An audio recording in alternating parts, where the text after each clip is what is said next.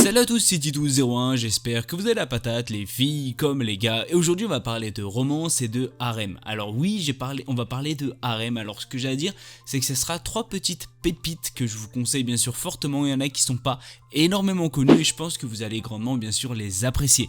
Mais avant ça, n'oublie pas bien sûr de liker, de commenter ou encore de partager, d'aller voir ma chaîne secondaire si pourquoi pas, ça pourrait bien sûr t'intéresser, ou encore le Discord. Si bien sûr la chaîne te plaît, n'hésite pas à t'abonner pour bien sûr me soutenir, ça me ferait extrêmement plaisir. Et on va s'attaquer tout de suite sur cette vidéo. Alors on va parler de Masamune-kun no Revenge. On est basé de 12 épisodes d'à peu près 23 minutes, il est sorti en 2017.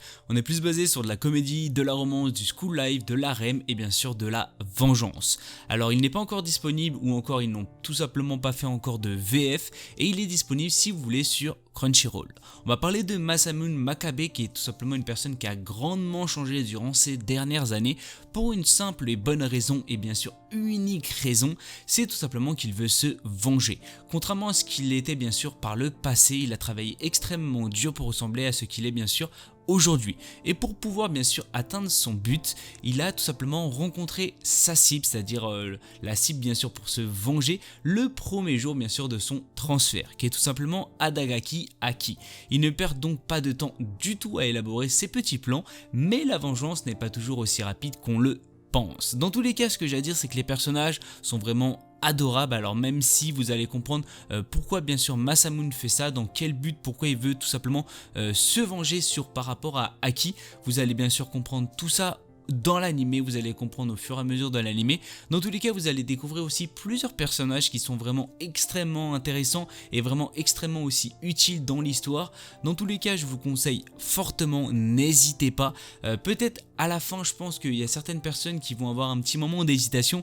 N'hésitez pas à me dire ce que vous en pensez bien sûr de la fin dès que vous l'aurez vu, ou si bien sûr vous l'avez vu, n'hésitez pas à me le dire aussi dans la barre des commentaires. Sur ce, on va s'attaquer tout de suite à l'animé suivant. Alors on va parler de Nisqua. On est basé de 20 épisodes d'à peu près 24 minutes, vous inquiétez pas, il y a plusieurs saisons, il est sorti en 2014. On est plus basé sur de la comédie, de la romance, du school life, de l'harem, du yakuza et bien sûr du triangle amoureux. Ce qu'il faut savoir, c'est que normalement je suis pas sûr, il y en a qui disent qu'il y a une VF, alors je suis vraiment pas sûr du tout par rapport à ça, et il y était, il paraît, maintenant il y est plus sur bien sûr ADN. Dans tous les cas, on va parler de l'enfant Raku Ichigo qui s'est confié bien sûr à un pendentif et une serrure par une petite fille, et les deux enfants s'étaient alors promis de se revoir plus tard, se reconnaissant bien sûr grâce à ce pendentif gardé par Raku et la clé gardée bien sûr par la jeune fille.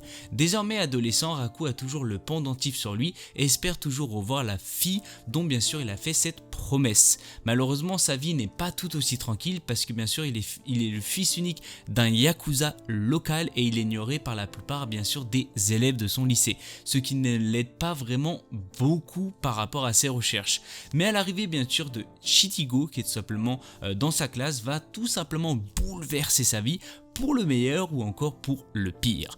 Alors ce que j'ai à dire, c'est que l'histoire en elle-même est vraiment exceptionnelle. Le petit bémol, on va dire, c'est que malheureusement il n'y aura jamais de suite par rapport à l'animé. Pourquoi, nous ne savons pas. Alors peut-être qu'ils vont faire une suite 10 ans ou encore 20 ans après, c'est tout à fait possible. Mais dans tous les cas, malheureusement par rapport à l'animé, si vous arrêtez bien sûr aux dernières saisons de l'animé, il faudra malheureusement lire le manga si vous voulez bien sûr connaître la fin.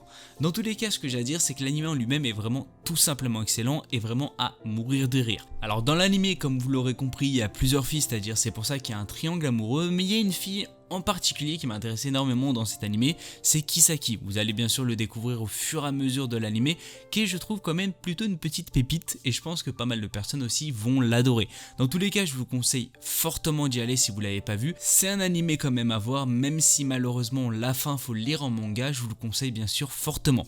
Vous allez bien sûr pas être déçu du tout. Alors on va parler de Princess Connect Worldwide. On est basé de 13 épisodes d'à peu près 24 minutes, il est sorti en 2020. On est plus basé sur l'aventure, de la fantasy, du mystère, de l'autre monde, de la gastronomie, de l'harem et bien sûr de la magie. Alors c'est un adaptation de tout simplement d'un jeu RPG bien sûr sur smartphone. Alors Yuki va se réveiller dans un monde inconnu sans aucun souvenir. Il rencontre par la suite plusieurs filles avec lesquelles il va former bien sûr la guilde des gourmets, où bien sûr les mèneront leur quête dans le royaume de Astraea. Alors bien sûr au tout début j'ai eu un petit doute par rapport à tout simplement cet animé, alors vous inquiétez pas, vous n'êtes pas dans l'obligation de jouer au jeu vidéo qui est tout simplement sur smartphone, ce qui est tout simplement, je trouve, tout à fait normal, mais c'est quand même quelque chose d'assez plaisant. Je pense que pas mal de personnes vont quand même plutôt l'apprécier. Ce qu'il faut savoir, c'est qu'il y a une saison 2 qui va sortir aussi prochainement, alors c'est pour ça que je voulais grandement vous parler de cet animé qui est pas énormément connu, et je trouve qu'il a quand même pas mal de capacités. Je trouve que pas mal de personnes peut-être ne le connaissent pas, et je pense que vous allez quand même plutôt l'adorer, même si on va pas se mentir que les trois filles sont vraiment assez spécial, assez atypique, et je pense qu'il y a pas mal de personnes qui vont avoir des préférences à certaines jeunes filles. Dans tous les cas, je vous conseille vraiment fortement ces trois animés que je vous ai proposés. C'est quand même trois petites pépites que bien sûr on n'entend pas énormément, même s'il y en a qui sont peut-être un peu plus connus que d'autres. Je pense que les trois animés méritent vraiment d'être vus. Alors malheureusement c'est la fin de cette vidéo, j'espère qu'elle vous aura fait plaisir. N'hésitez pas à liker, à commenter ou encore à partager. Si la chaîne te plaît, à bien sûr t'abonner. N'hésite pas aussi à aller jeter un petit coup d'œil dans ma chaîne secondaire ou encore sur le Discord. Sur ce, je fais plein de bisous à tout le monde, c'était Titou. Peace. I know